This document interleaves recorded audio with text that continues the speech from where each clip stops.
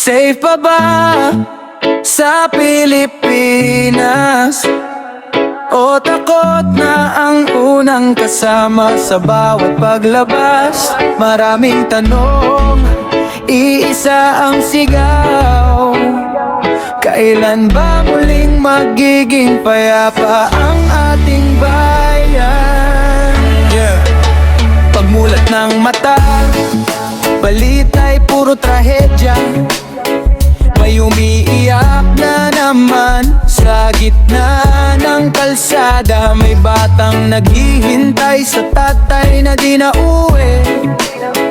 May inang tahimik na lang ang luha sa gabi. Hindi lahat ng umaalis ay siguradong babalik. Hindi mo alam kung anong bukas ang iyong sasapit. Dati ang takot ay bagyo at malakas na ulan. Ngayon pati pag-uwi ay may kaba sa isipan. Hanggang kailan ba tayo mangangamba? Hanggang kailan ba may pamilyang luluha? Safe pa ba sa Pilipinas? Bakit takot ang kapalit ng pag-asa? Bawat pintong isinasaray may kasamang dasal na sana'y makauwi ang bawat mahal. Safe pa ba sa Pilipinas? Ito ang tanong ng sambayanan.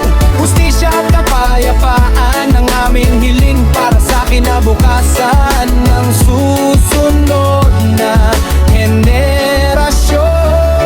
Hindi kami naghahanap ng perpektong mundo. Ang hiling lang namin ay ligtas na pamumuhay, na ang bawat manggagawa'y makakauwi ng maayos. At ang bawat bata'y lalaking walang takot kapag may nangyaring masama. Sana'y manaig ang batas, katotohanan ng ilaw sa gitna ng dilim. Kapag nagkaisa ang tao at may pananagutan, mas may pag-asa ang ating kinabukasan. Hindi sapat ang puro galit at sigawan, mas kailangan ng pagkilos at pananagutan. Dahil ang tunay na lakas ng isang bayan na sa mga taong hindi sumusuko sa pag-asa. Safe pa ba sa Pilipinas?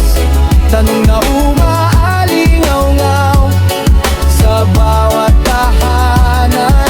Hangad namin ang hustisya at kapayapaan para walang pamilyang muling maulila. Hindi mawawala ang pag-asa hanggat may mga taong handang tumindig para sa katotohanan, sa hustisya at sa kapayapaan.